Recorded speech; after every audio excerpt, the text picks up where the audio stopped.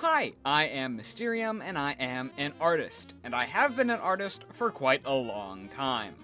I easily get busy with school and everything else, so that's why there aren't as many actual videos like this one, and a lot of shorts. It's easier for me to make short form content than it is to edit everything together. I made a similar video to this about a year ago. If you want to see the improvement in my art style, I would recommend watching that one first and then coming back to this one. I will hopefully be posting another video soon to show off the other half of the attacks I've done this year. Alright, a quick rundown on Artfight while we're at it. In the month of July, artists from all over compete in Artfight. It's basically one giant art trade. Whenever you trade art with someone, you get points based on how much effort you put into the drawing.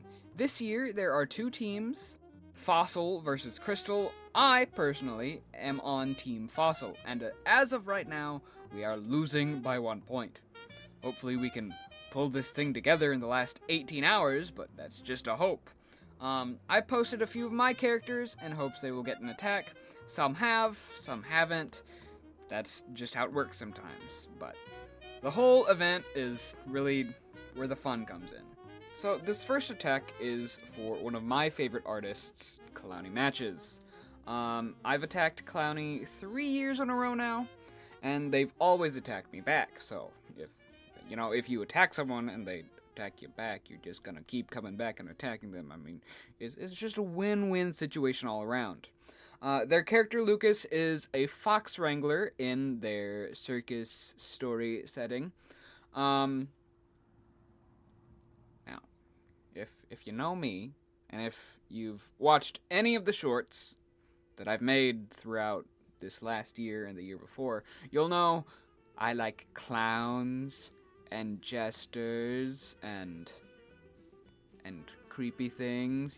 I like clowns and jesters and creepy things. Like, if you're gonna draw clowns and jesters and creepy things, let me know, cause I like clowns and jesters and creepy things. That's what gets me going. Clowns, jesters, and creepy things. I really enjoy clowns, jesters, and creepy things. So that's one of the main reasons I've continued to come back to Clowny Matches and their art, because it's all clowns and creepy things, for the most part. Their art is just fantastic. If you could eat art, this is where I'd be. If Clowny Matches had a restaurant that was just their art, that's where I'd be. Breakfast, lunch, and dinner. Just ring the bell, give me anything, hand me some utensils, and I'll just start munching away. I don't care. Just put it on the plate in front of me. Let me feast, and I'll give you money. I'll start throwing it at you. Because I need food. I'm hungry. Anyways, my art is interesting. I don't think any of the pieces that I've done, obviously they aren't similar, but I don't think the art style has stayed the same in any of the pieces. But that's just what happens. You'll notice that the face is usually the least detailed part in any of my pieces, because faces are the focal point. You'll want them to stand out. So I don't make them as detailed as everything else, because, you go to the things that stand out in the piece. So faces, if I don't make them stand out, they will stand out when I try to make everything else stand out. Like shapes and colors, look at that. The shirts and hair and pants and boots. Mark making galore. That mark making is what I like to do. Mark making is what I do. It's what I do for everything. To simulate texture and form and value, this is what I do. Mark making, because if you build it up, the more detailed it becomes, but you have to hit that spot in between to make sure that it's not too detailed that it is so overly distracting, and not so underwhelming that the piece loses everything. Because look, you can do a lot of stuff with mark making. You can simulate folds. I think I already said that, but I'm gonna say it again. You can simulate folds, show where the light is hitting and where it's not. Simulate texture with all this line making and stuff. Like, those look like some corduroy. That looks like corduroy. Boots, shoes. I don't like shoes.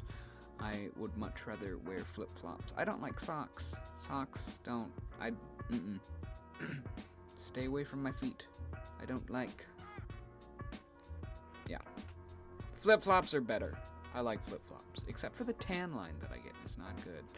Foxes! Back on topic. Foxes. I think the foxes were my favorite piece. Favorite thing in this piece. Because I made them clowns. Clown foxes. They're little clowns. They got one got the ruffle. I forgot to put the ruffles on the other one, but that's a separate issue for not me because the peach is finished and I've submitted it. Yeah. I think the piece came out good, and then you can't forget the circus tent background. You have to have the circus tent background because that's you gotta have if you're in a circus, you gotta have the classic red and yellow circus tent background with the wood floor that they put in the circus tents. That's just what you got. And then you have to have the overwhelming light, that like spotlights. They just aim to blind. That's what they do in a circus. If they blind you, you can't see the strings. And the piece is done. I think it came out good. Good. Well, excellent. Perfect. Not perfect, but good. It's alright. Foxes are still my favorite. It came out alright. Alright. Alright. Okay, so this next drawing is for 2 people instead of 1. This drawing is for Pale Hands and Cadaverine. Cadaverine's character is Mercy, the purple one, and Pale Hands' character is Erisenvelt.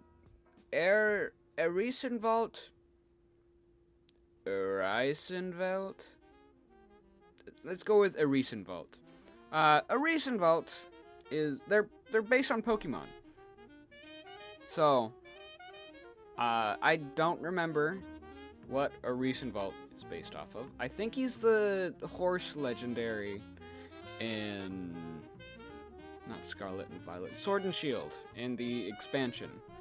And then Mercy's character, no, Cadaverine's character named Mercy is based off of Chandelier, who is one of my favorite ghost type Pokemon. So obviously I had to draw. I don't think this one is one of my favorites.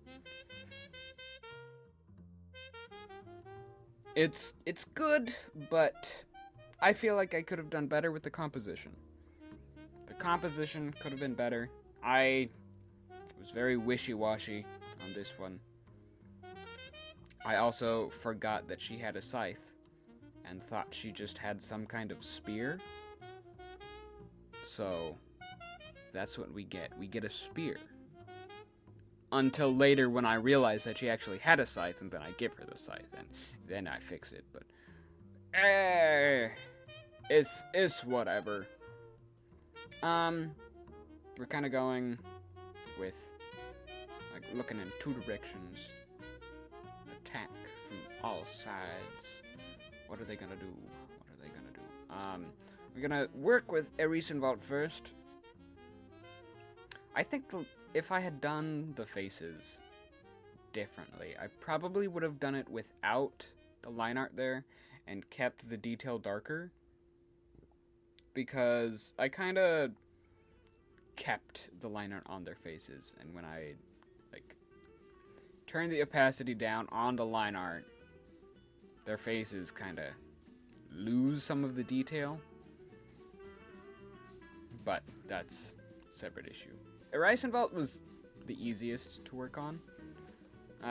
Mercy was definitely the most detailed here, but if If I went back and did this piece, I would do a lot of stuff different.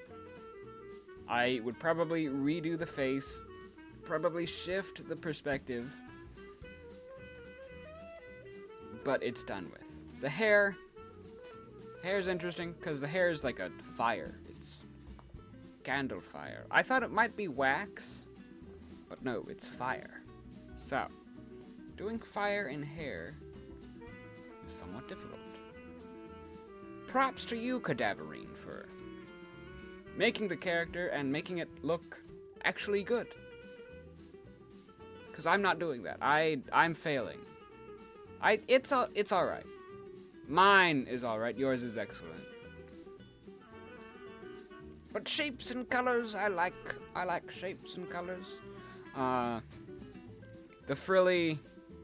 frills, sleeves, I enjoy sleeves, like jesters and clowns, the big sleeves.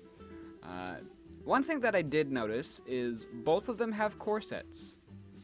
I don't know if that was planned, but they both have corsets. The shoes are definitely the least detailed part of this piece.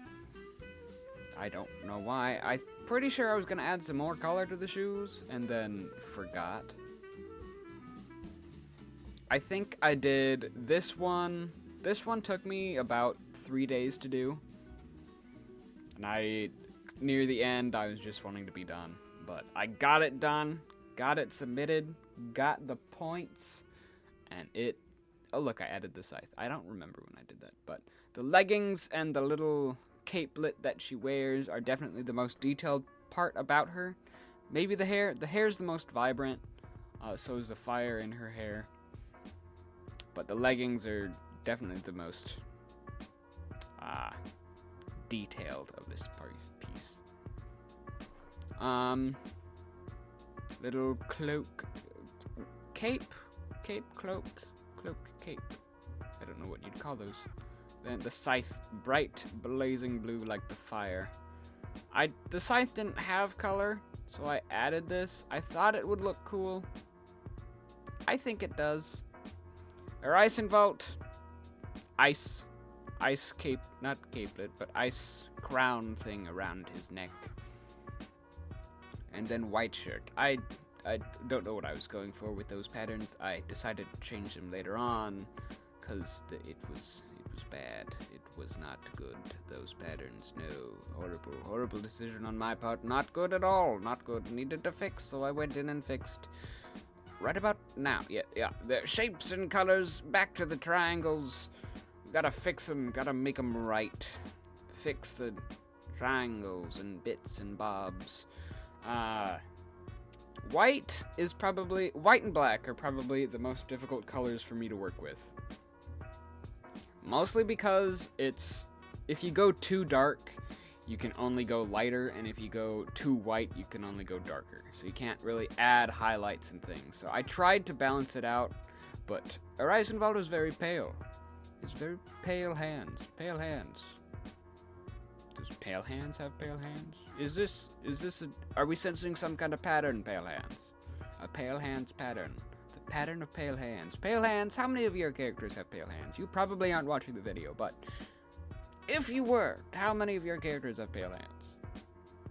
Back, we're adding detail to the corset. Pants, shapes and colors, triangles, shadows, depth and detail, the mark making. It just pulls everything together. I think my favorite part is the boots. The boots were fun. The boots were very fun. I enjoyed the boots. Because shiny boots, I could add some more color there. They might be ice, might be metal, some kind of icy metal. And then we go to the background. Where are they? This is the setting. We gotta do the shading, shade them all in, and then figure out where we are. Are we inside? Are we outside? I think I was going for inside first, and then thought they would look better in a snowscape, so that's what I did. I put them outside in the cold and made them fight. What are they fighting? Goodness knows. But that's the end of the drawing. I think it came out alright. I probably could have done better here, but, you know, that's just what we got.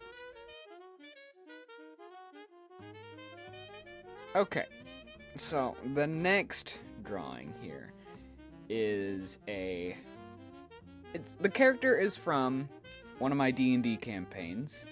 The player's name is Blue Raspberry, and the character's name is Jeckles. Now, Jeckles is a hyena bard that is cursed and can never take off his clown costume. This time-lapse is particularly annoying for me because it glitches out, and I have lost half of the drawing. So, we're here, it looks normal, yeah, you see, we're working on the face, everything's going well, getting the fur done, getting the face and everything done, and then just in a few moments, you'll see what I mean, but no, the campaign's been fun. Because I'm going off to college, I might have to end it early, which really gonna suck, but I don't know my schedule for college yet. But look, all of a sudden, bam! Half the drawing's done. How'd this happen? What happened? His clothes, all of a sudden, he had clothes. He was just a head. We hadn't even worked on the hands yet, and then boom, he has a head. It sucks, but this one was probably one of the ones I enjoyed the most in, like, all of Artfight. There's about 3 that I've enjoyed the most. 4 out of the 6 that I've done. But, yeah, there's that very, very short time lapse. Well, I'm gonna try to get this next video done quickly, but this one took me about a week, so it might be another week before. I am going off to college soon, so it might be even longer. I'm gonna try to really just pump this video out, but you know, you never know. You never know what could happen. But thank you for watching. Please leave a like and subscribe if you like my content, because it would be nice to know that people like the content so I can keep making the content. And yeah, thank you for liking and subscribing, if you do that. If you don't, it sucks to be you, I guess. Yeah, please make sure to come back soon. Bye-bye.